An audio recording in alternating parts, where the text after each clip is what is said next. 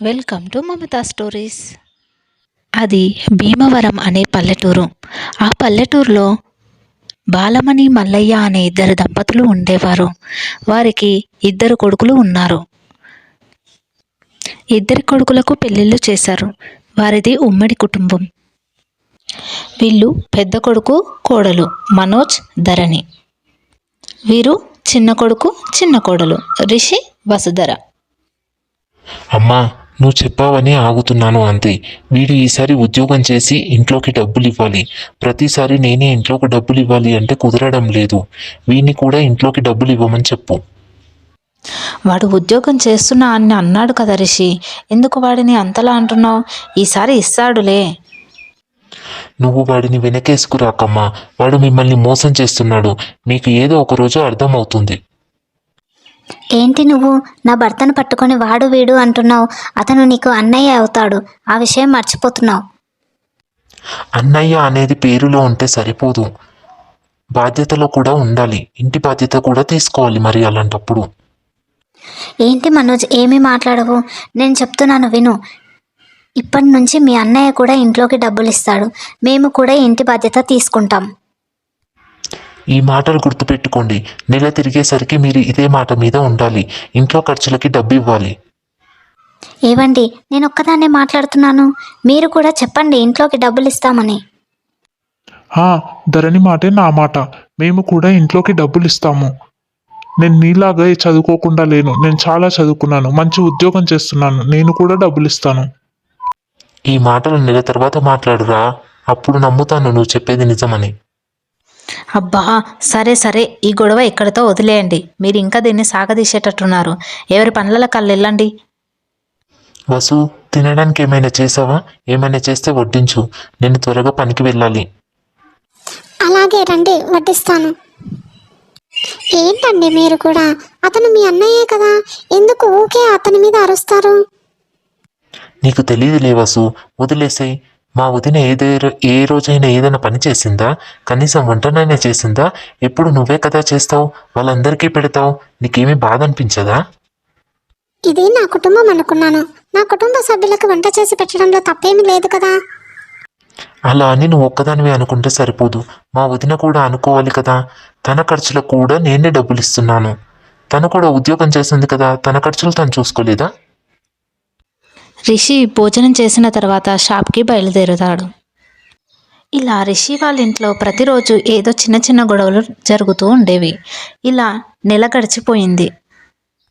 ఏరా మనోజ్, నువ్వు ఈ నెల ఖర్చులకి డబ్బులు ఇస్తానని చెప్పావుగా, అదైనా గుర్తుందా లేదా? ఈసారైనా ఇస్తావా లేదా ఏదో ఒకటి చెప్పి తప్పించుకుంటావా? ఇస్తాను లేరా, కానీ కొన్ని రోజులు టైం పడుతుంది. మా మేనేజర్ నాకు డబ్బులు ఇవ్వలేదు. 2 నెలలే కలిపి ఒకేసారి ఇస్తానని చెప్పాడు. అబ్బబ్బబ్బబ్బా, ఏం డ్రామా ఆడేవరా. డ్రామా ఆడడం ఏంటి? చెప్తున్నాడు కదా మనోజ్, 2 నెలలే కలిసి ఒకటేసారి ఇస్తానని చెప్పాడు కదా. సరే, ఈ మంత్కి నా డబ్బులు ఇస్తాను, తీసుకో. అంతేకాని మమ్మల్ని వేలెత్తి చూపడానికి ట్రై చేయకు. నేనేమి వెనుకకు పోన్లే, తీసుకుంటాను, ఇచ్చేసేయ్. ఏంటండి మీరు కూడా ఎందుకు అలా బిహేవ్ చేస్తారు? వాళ్ళ మేనేజర్ అలా చెప్పాడని చెప్పారు కదా, మీరు ప్రతిసారి మనోజ్ని ఎందుకు అలా చిన్నబుచ్చాలని చూస్తారు? నీకు తెలియదు వసు వాడి గురించి. ఎన్నడో ఒకరోజు వాడి గుట్టు రట్టు చేశాను, అప్పుడు అర్థమవుతుంది వాడేంటో అనేది మీ ఇంట్లో వాళ్ళందరికీ. తన భర్త ఏదో జాబ్ చేస్తున్నాడని ఇంతగానో ఎగిసెగిసి పడుతుంది కదా, ఆమె కూడా అప్పుడు అర్థమవుతుంది. సరే కానీ అదంతా వదిలేసి, మీకు షాప్కి టైం అవుతుంది, వెళ్ళండి. వసు, వంట రెడీ అయిందా? టిఫిన్ చేసావా? చేశానక్క, వచ్చి తిందువు కానీ రా. ఇదిగో ఈ డబ్బులు తీసుకో. నాకు వంట చేసి పెడుతున్నందుకు ఈ డబ్బులు తీసుకో. అదేంటక్క అంత మాట అన్నావు? డబ్బులు తీసుకొని చేయడానికి నేనేమన్నా పని మనిషినా? ఇంటి మనిషిని, నేనెందుకు డబ్బులు తీసుకుంటాను? ఇంట్లో వాళ్ళందరూ తింటున్నారు, అలాగే నేను మనోజ్ కూడా తింటున్నాం. అలా అని ఫ్రీగా నీ ఫుడ్ నువ్వు చేసి పెట్టింది తినాలని లేదు కదా. ఇదిగో ఈ డబ్బులు తీసుకొని నువ్వు నాకు వంట చేసి పెట్టినందుకు. ఏమైంది అంత డల్గా కూర్చున్నావు? ఎప్పుడు అల్లరి చేసుకుంటూ ఉండేదానివి. అది మీరు ఉదయం షాప్కి వెళ్ళిన తర్వాత అక్క నన్ను వంట చేస్తున్నందుకు డబ్బులు తీసుకొని నా ముఖాన విసిరేసింది. అయినా నేను చెప్పాను కదా, మా అన్న మా వదిన ఇలాంటి వాళ్ళు నీకు ఇంకా అర్థం కావడం లేదా? ఇప్పటికైనా అర్థమైంది. అయినా నువ్వు ఏ పని చేయకుండా ఇలా ఇంట్లో అందరికీ వంట చేసి పెడుతున్నందుకు చాలా చులకనైపోతున్నావు. నువ్వు కూడా ఏదో ఒక పని చేయాలి. ఈ ఇంట్లో నువ్వు మా వదిన ఇద్దరూ సమానమే. నువ్వెందుకు పని చేయాలి? ఆవిడెందుకు తిని కూర్చొని బయటికి వెళ్ళిపోతుంది? కాబట్టి నువ్వు కూడా ఏదో ఒక పని చూసుకో. అప్పుడు ఇంట్లో పని చేయాల్సిన అవసరం ఉండదు కదా. నువ్వెంతో కొంత చదువుకున్నావు, పిల్లలకు ట్యూషన్ చెప్పుకుంటే సరిపోతుంది కదా. అప్పటి నుండి వాసు పిల్లలకు ట్యూషన్ చెప్పడం మొదలుపెట్టింది. రిషి ఏమో కిరాణా షాప్లో గడుపుతూ ఉండేవాడు. మనోజ్ మాత్రం గాలి తిరుగులు తిరుగుతూ ఉండేవాడు. ఒకసారి మనోజ్ రిషి కంట పడతాడు. రే, వాడు మా మనోజ్ లాగా ఉన్నాడు, వాడేనా? అవునరా, వాడు మీ మనోజే. ఇక్కడేం చేస్తున్నాడు? ఒక్క నిమిషం ఆగరా, ఇప్పుడే తెలుస్తుంది వాడు ఇక్కడేం చేస్తున్నాడు. ఏవండి, మీరు ప్రతిరోజు వస్తారా ఈ పార్కుకి? ప్రతిరోజు వస్తాను. ఎందుకండి అలా అడుగుతున్నారు?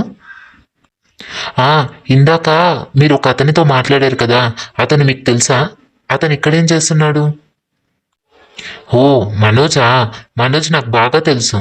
అతడు కూడా రోజు ఇలాగే పార్కులో టైంపాస్ చేస్తూ ఉంటాడు. సాయంత్రం కాగానే ఇంటికి వెళ్ళిపోతాడు. ఓ, అవునా? సరే అండి, థ్యాంక్స్. ఇంటికి రారా, నీకు పెద్ద సినిమా చూపిస్తా. ఇన్ని రోజులు ఏదో పెద్ద జాబ్ చేసినట్టు బిల్డప్ ఇచ్చావుగా. ఈరోజు నీ బండారం అంతా బయటపడింది. నీ గారాల పట్టి ముందు అన్నీ బయట పెడతా. నువ్వు ఫస్ట్ ఇంటికి రారా.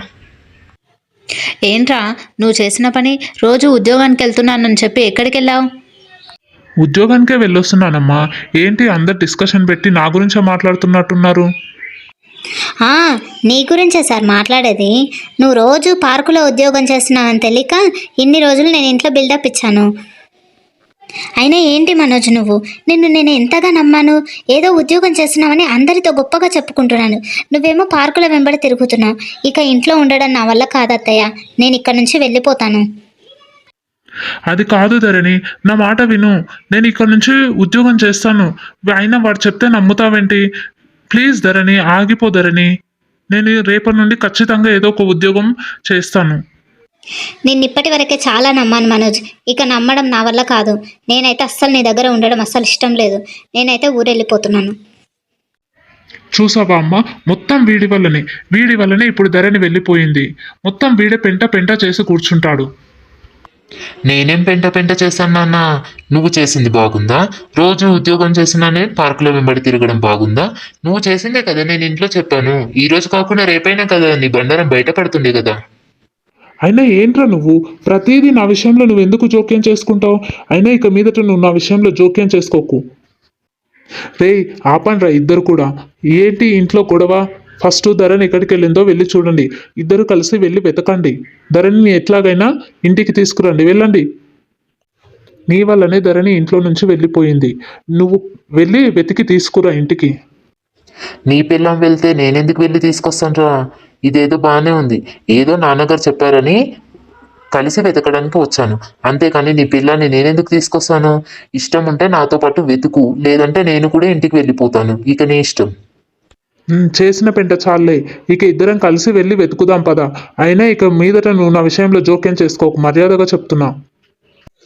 అలా రిషి, మనోజ్ ఊరంతా కూడా వెతకసాగారు. కానీ ఎక్కడ ధరణి కనిపించలేదు. తిరిగి ఇంటికి వస్తారు. రిషి, మనోజ్ ఇద్దరు కూడా ఇంటికి వచ్చేసరికి ధరణి ఇంట్లో ఉంటుంది. చాలా థ్యాంక్స్ ధరణి. నువ్వు ఇక మళ్ళీ రావనుకున్నా, కానీ నా మీద ప్రేమతో నువ్వు మళ్ళీ తిరిగి వచ్చావు. అసలు ఇక మీదట చూడు, ఖచ్చితంగా నేను మంచి ఉద్యోగం చేస్తాను. నువ్వు నాతోనే ఉండు ధరణి. నువ్వు లేకుంటే నేను ఉండలేను. అబ్బో, వీడి ప్రేమలు, దొంగ నాటకాలు అన్నీ.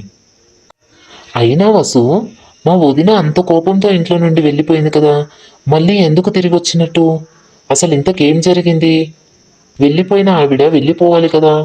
మేము వెతికి ఇంటికి వచ్చేసరికి మాకన్నా ముందే ఇంట్లో ఉంది. ఏదో జరుగుతుంది వసు. మా వదిన ఏదో దాచిపెడుతుంది. అదేంటో తెలుసుకోవాలి. ఏంటండి మీరు ప్రతిదీ అనుమానంగా చూస్తారు? ఎందుకు అలా అనుమాన పడతారు? బావగారంటే ఇష్టం కాబట్టి తను మళ్ళీ తిరిగి వచ్చింది. అందులో కూడా మీరు అనుమానం పడతారేంటి? ఇది ఇవాల్టి కథ. మీకు ఈ కథ నచ్చితే మీకు నెక్స్ట్ పార్ట్ కావాలి అని ఉంటే కామెంట్ చేయండి. ఇంతకీ ధరణి ఎందుకు వెళ్ళింది, అసలు ఏం జరిగింది, వాళ్ళు వెతికే లోపలే మళ్ళీ ఇంటికి తిరిగి ఎందుకు వచ్చింది, ఇవన్నీ తెలుసుకోవాలంటే పార్ట్ 2 కావాలని కామెంట్ చేయండి.